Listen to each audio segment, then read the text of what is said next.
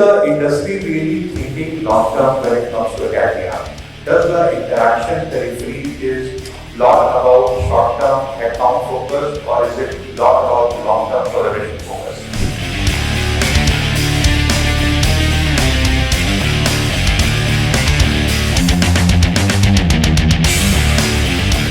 Good morning, ladies and gentlemen. A very warm welcome to all of you to the HireCo Momentum 2024. And it's an honor and a pleasure to host you all. We used to do this industry academia meet about a decade back, and we did about 4-5 sessions of that and had very useful learnings at that point in time. And then we kind of thought about restarting this around the COVID time, and then the COVID hit and we couldn't restart. And this is the first year we are restarting, and we have got a very astounding response from the industry. And what we do hope is to continue this further and create a platform where industry and academia can come together and talk further. So before I really talk about how we are going to spend a day today and why we have met and talk about the larger agenda, I would take 2 minutes to dwell on 2 of my own personal experiences. And these were the experiences which happened probably 30 years back, at the time when I was getting into IIT, and the other was an experience when I was getting out of IIT. The time when I was getting into IIT in 1994, I think the one single metrics which I was chasing was how do I get a better rank, and then what college or what department comes by, I will take it. But the single metrics chasing was how do I get a secure a better rank. And when I was passing out in 1998, I think again the single metrics which we were all chasing was essentially how do I get a better pay, and which company or what job role I will get into is little bit comes later. Now probably I was not the only one, and when I look around, 80 to 90% students were chasing the same metrics. The question is today, are we still chasing the same metrics? Is that how we are still today aligned? Well, I accidentally became an entrepreneur, and at the time when I became an entrepreneur, entrepreneurship and unemployment were very synonymous. Today, entrepreneurship is obviously looked upon with a lot of respect. But when I look at various unicorns and various entrepreneurs, again there is a very single metrics chasing of valuations or crazy M&As. So, and today I don't think I want to dwell about in my journey of those things, but I definitely want to dwell upon the fact about that. How is the learning system there? How is the society at large looking at, and how are we orienting the new breed of talent which is coming about? And for that, I would definitely like to look at in terms of how the schooling system today is there, and what we can do from a schooling, academia, and an industry point of view, come together to evolve this further. And that is how I think we are going to spend the day today. And probably I'm going to bring out few questions in front of all of us.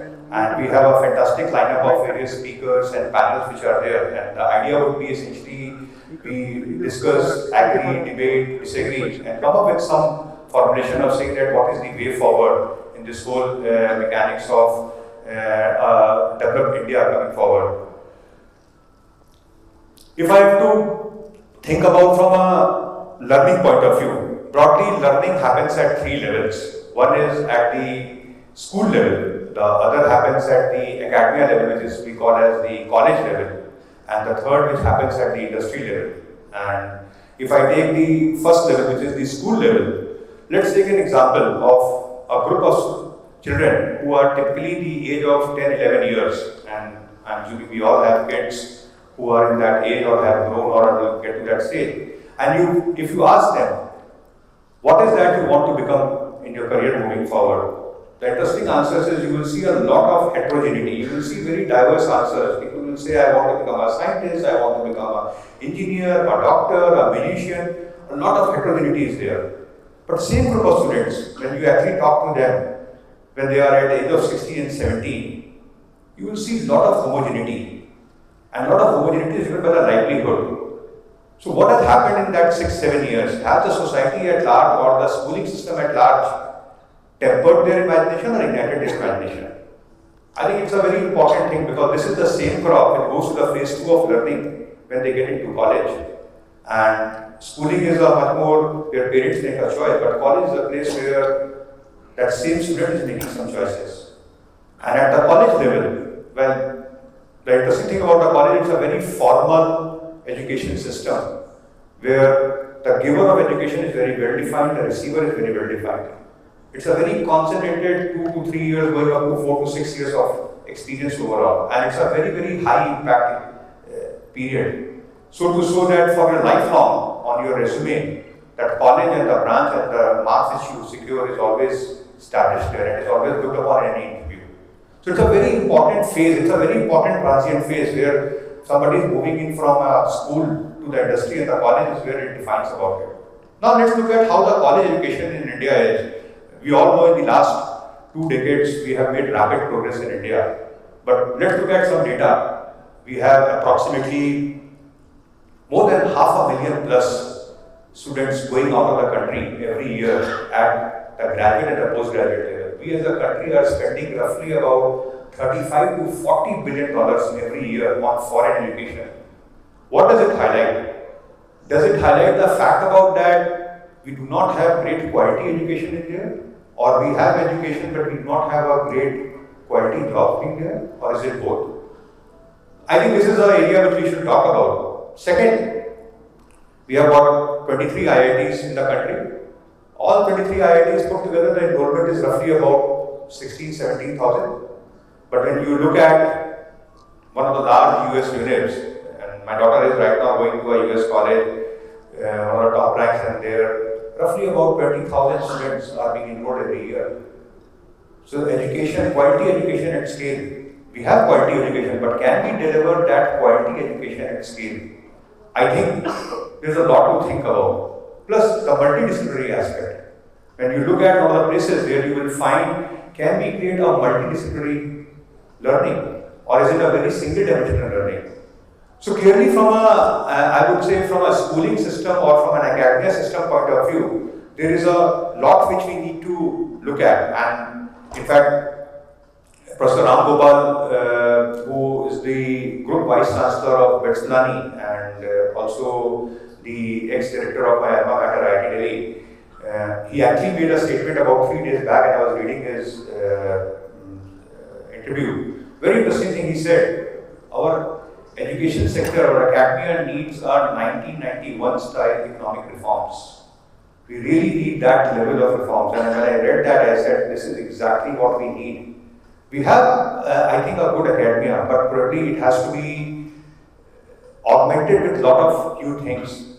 And I think that's the place where academia is headed to. Now let's look at the third segment, which is the industry segment. And from an industry point of view, if you look at, typically, it's a informal education happens.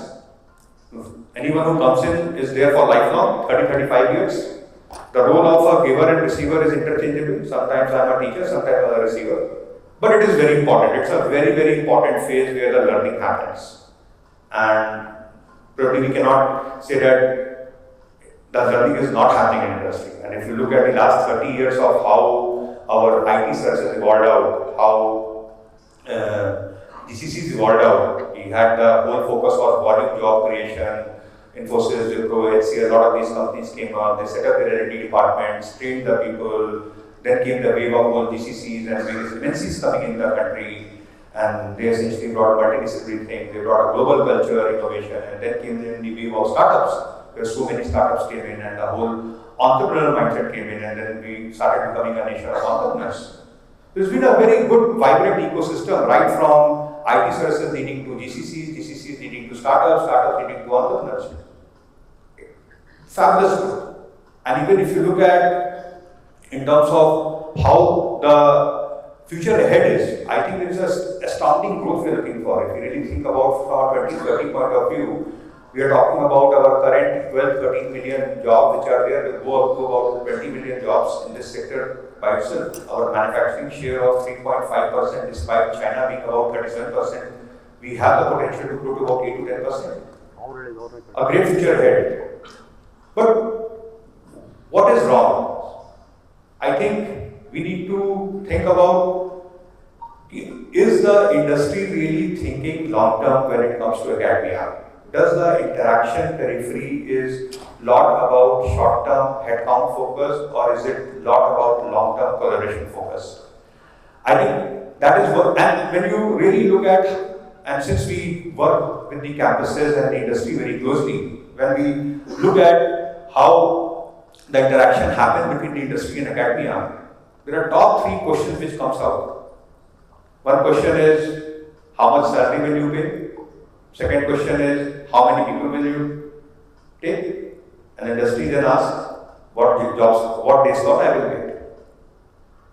Why are we so short term and narrow focused? And even when I look at, and since we run a large recruitment firm, we see a lot of people that we experience them in changing jobs. People will change jobs for about 10%, 20% hike. People will look for 5 offers and pick one. People will, attrition rates are crazy, 30, 40%. We know what happened in 21, 22.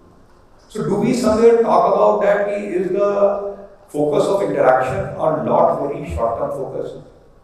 And that could be one of the big problems that the industry by itself is facing, and it is also percolating with the fact about that how our industries are interacting with the academia. So I think there is that whole reshift, or I would say that long-term thinking needs to come in as far as the industry and academia is concerned. And from the academia point of view, if you really see, when we go back and ask the industry, what do you think about the industry readiness of students? And we did a survey, and you will see that report being released in around 2 p.m. today, and my colleague Anshuman will read out some of the extract of those reports, and we'll also have a copy. And you should see the first page of that report. 85% of our corporates believe that a student coming out of college, from a job readiness on day one point of view, are 40% or less ready. So, are we just saying that our industry is saying that probably academia is producing just job ready and not career ready? And if that is the case, my friends, job gives you livelihood, industry readiness gives you career. And what we need to do is to provide a career. And I think those are some of the questions which we need to talk about today when we move forward through the day. Then, the fourth factor, which is a very, very important thing, is government. How can the government and the policy makers play a very integral role in this whole interaction? As in India, we are not like the US where 70% of the academia is private education. Today, a lot of the top academia, which is there, is government backed, and government has done a fabulous job of creating several things. But is it really to a place where the biggest asset which we own today in the country, which is the manpower, is it really well taken care of? I will just give you an example of how internships are done in our academia. A computer science degree you pick in 5 different colleges. Somebody will say it's a 2-month internship. Somebody will say it's a 4-month internship. Somebody will say it's a 6-month internship. Somebody will say it's a 9-month internship. And somebody will say it's a 12-month internship. Why is that needed?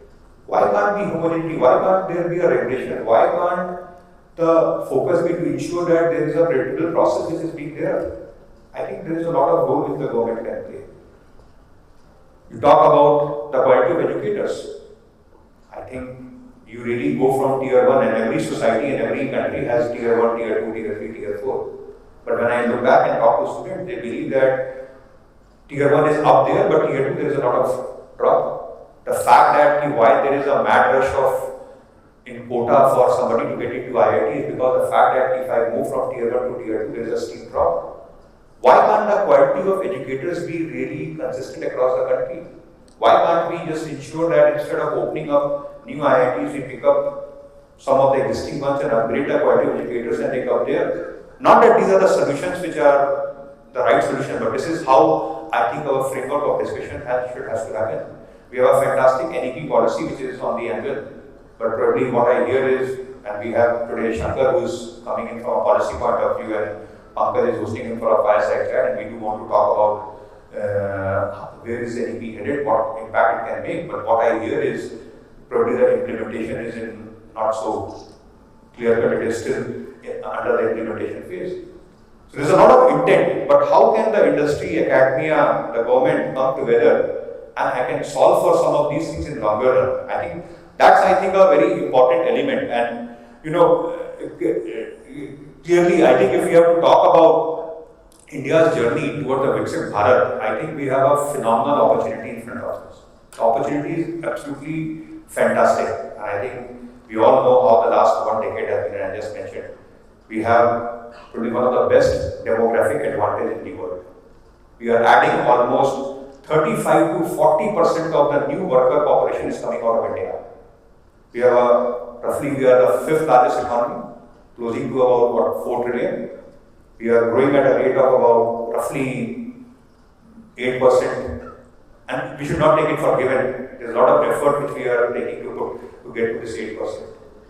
And if we continue at that pace, probably our global share will stand roughly about 5.5% of the global GDP. Today, we are ranked almost the #1 country in the world as far as the business success space is concerned. We are essentially having 12 to 13% of the global market share in the business services. With the current growth rate, we can be almost 20%. Manufacturing is sitting at about 3.5. We can get to about 8-10%. Our overall success industry is sitting at about 8.5%. It can also go up to about 13%. So it is a fantastic. West is, we all know, is aging. There is a reasonable geopolitics tension. You just read in the last 2 days what happened to our neighbor. A 200 million population country went down the drain just like that. You look at, there is a whole decoupling happening with China. The West is completely aging. Population is not growing there. So I think there is a fantastic advantage. Plus at the same time, there are tailwinds also. The world is not going to be so open as it is there. There are going to be reasonably deglobalization which is going to be out there. But good news is that we as a country are not totally dependent on exports.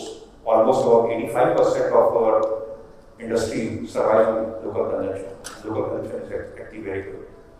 So while there are headwinds, but there are a lot of good tailwinds which are there. So I think there is a fantastic opportunity which is there in front of India. And I think one of the biggest assets, which I can again reinforce, is the human workforce which we have. We have roughly about 550 million workforce in the country. 95 million of that comes in the organized sector, and roughly the 450 million is in the unorganized sector. Of the 95 million, we have roughly about 50 million plus working in the public sector and about 45 million working in the private sector. And if you pick up the private sector, we have roughly about 50 million people working in the knowledge services, going up to about 80 million people working in knowledge services. And the interesting part about this whole knowledge services industry is 50% of people who pay taxes of more than 1 lakh a year come from this segment. We are a country of about 1.4 billion population, and this 15 million people contribute 50% of the 1 lakh more taxes paid in the country. So that's the beauty about this. So what we obviously need a massive impetus to transform this manpower. And this transformation of manpower has to happen at multiple places. On one hand, how can we ensure that this whole knowledge worker economy makes a shift towards the research, R&D and innovation? That's, I think, one big shift which we need to talk about. And this is a place where the people in the room and the speakers which are there today will play a very, very integral role in the brainstorming. The second shift is how can we ensure that this whole organized workforce, worker economy can become knowledge worker economy, where we can actually take the per capita of the country from $3,000-4,000 to about $10,000. The third shift is essentially how can we move this 450 million unorganized labor workforce and ensure that 95 million become 150 million. And I think that is what really will ensure that we become that real developed 2047 Viksit Bharat. And for that to happen, if you actually see, probably all our knowledge services economy can actually create maybe 20-30 million jobs. Because the last 30 years, if you look at, this is what we created, and if we really grow rapidly, maybe in the next 8-10 years, we will create another 20-30 million. But when we are making that shift of the whole 450 million unorganized to the organized segment, we need 100 million jobs. So, where will those 100 million jobs come from? And I think we need to search for answers. And probably I can give you one clue which is there. And in the evening, we have a very interesting session which is happening on entrepreneurship. And I think somewhere the answer lies in the micro entrepreneurship. Can we in India create 1 million micro entrepreneurs who can in turn create 70 to 100 million jobs? And while we should appreciate and celebrate the unicorns and decacorns happening, and the AI and the ML jobs, which will actually create the 10 million, 20 million jobs, but when that micro entrepreneurship triggers, we will create the next 70, 80 million jobs in the country. And at that point in time, we will realize that the growth in India is not the income inequality, but is the income equality. At that point in time, we will ensure that this country does not have a civil war, does not have that strife which our neighbors go through. We do want to be a $50,000 per capita country, but not at the expense of that 100 million people or that 20 million people being $100,000 and the remaining being at par with the Sahara or Ferrari places. So that will be the real Viksit Bharat. And I think these are some of the questions we do want to talk about today, and how do we ensure that we discover some of the answers. If not the answers, maybe some better questions. And that is how I look forward to spend a day with you all. And once again, thank you to all of you for trusting HirePro CareerNet, coming and spending your day. And I look forward to a very meaningful and welcoming session from all of you. And once again, thank you all.